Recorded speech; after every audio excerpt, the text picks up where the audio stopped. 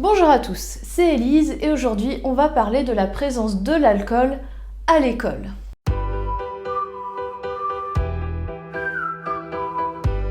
Ah, à la bonne heure, on va pouvoir trinquer alors.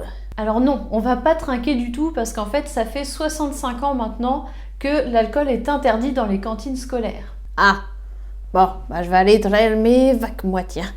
Eh ben oui, avant on avait de l'alcool dans les cantines, dans les écoles. Revenons d'abord sur le fait que les Français et le vin notamment, c'est quand même une grande histoire d'amour qui dure depuis longtemps. Au début du XXe siècle, les Français consommaient en moyenne 170 litres d'alcool par an et par habitant, ce qui nous fait à peu près un demi-litre par personne par jour. C'est quand même pas mal. Aujourd'hui, on est plutôt à une quarantaine de litres, ce qui est beaucoup plus raisonnable, mais on reste malgré tout dans le top mondial au niveau de la consommation d'alcool. Alors qu'est-ce qui fait qu'autrefois on consommait autant d'alcool et même pour les enfants et même à l'école? Sous Napoléon III, c'est-à-dire au XIXe siècle, et même jusque dans les années 50, encore beaucoup de foyers ne possèdent pas l'eau potable et l'eau qu'on peut trouver parfois peut être de mauvaise qualité, ce qui fait qu'on va lui préférer le vin. Pour la population, le vin c'est naturel, c'est le fruit de la vigne, bref c'est que du bon. S'ajoute à ça le fait que notre ami Pasteur en 1866 découvre que l'on peut épurer le vin de ses bactéries en le chauffant à la température de 57 degrés. Ça lui vaudra d'ailleurs le Grand Prix de l'Exposition universelle en 1867, la fameuse pasteurisation. Alors, que vont faire les producteurs et les publicitaires? Évidemment, ils vont se servir de cette découverte et ils vont même carrément faire des campagnes publicitaires à l'attention des enfants. Bref, le vin, il tonifie, il est hygiénique. Alors non, pas hygiénique pour la douche, hygiénique simplement pour l'hygiène de vie. Ce qui fait qu'il n'est pas rare de voir des petits bouts de 6-7 ans boire un verre de vin le matin avant d'aller à l'école. Soit les enfants buvaient un petit coup à la maison, soit les parents leur mettaient carrément une petite bouteille dans le panier repas, parce qu'il ne faudrait pas se retrouver à court pendant la journée, ce serait dommage. Bon, coupé à l'eau quand même, parce qu'il ne faut pas déconner, mais malgré tout on leur donnait un petit coup de vin avant de commencer la journée. Dans l'esprit des gens, le vin est donc vraiment une excellente boisson. On se rend compte quand même que l'excès d'alcool, l'alcoolisme crée certaines difficultés au sein des foyers et même pour les plus jeunes, ce qui fait que certaines campagnes anti-alcoolisme vont voir le jour à la fin du 19e et au début du 20e siècle. Un certain Pierre Mendès France, alors député de l'Eure en Normandie, ma région, va donc mener une campagne dans les années 30 pour promouvoir les bienfaits du lait à la place de l'alcool pour les enfants dans les cantines. Bon, boire du lait, qu'est-ce que cette idée là? Non mais les zinzins celui-là.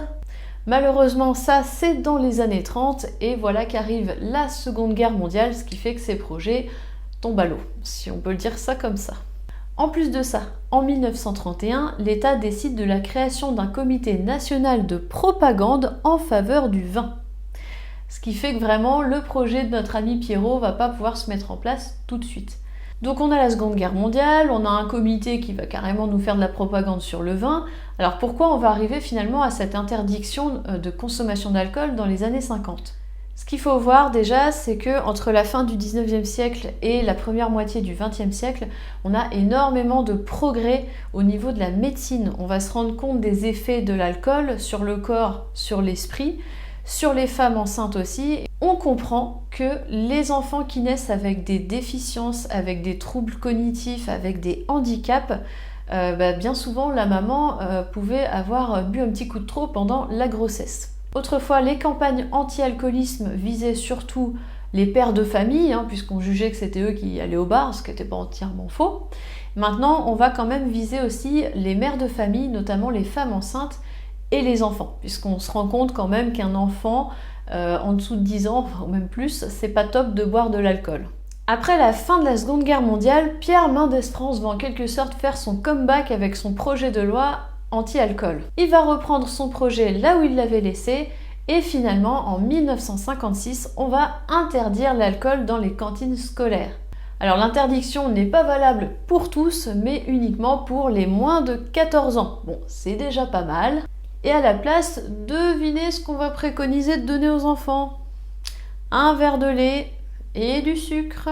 Comme c'est surprenant, dis donc. Alors on peut se dire, ça y est, bon, quand même, milieu des années 50, les mentalités ont évolué, les parents se rendent compte que l'alcool est mauvais. Eh ben non, non, non. C'est-à-dire que dans les campagnes comme à Paris ou dans les autres grandes villes, les parents font de la résistance. Un petit verre de vin rouge, ça n'a jamais fait de mal à personne, hein? Et car me regarder, regardez-moi comment je suis beau. Oui, alors c'est sûr, ça les calme, hein, mais enfin, il y a peut-être d'autres techniques quand même.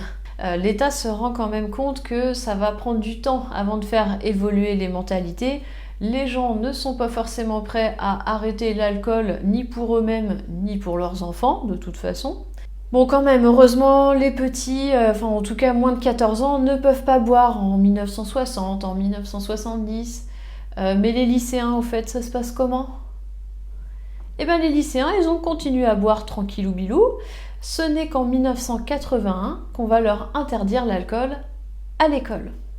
À côté de ça, la publicité pour l'alcool était complètement libre, hein, donc comment voulez-vous que les familles s'y retrouvent et arrêtent de donner de l'alcool à leurs enfants?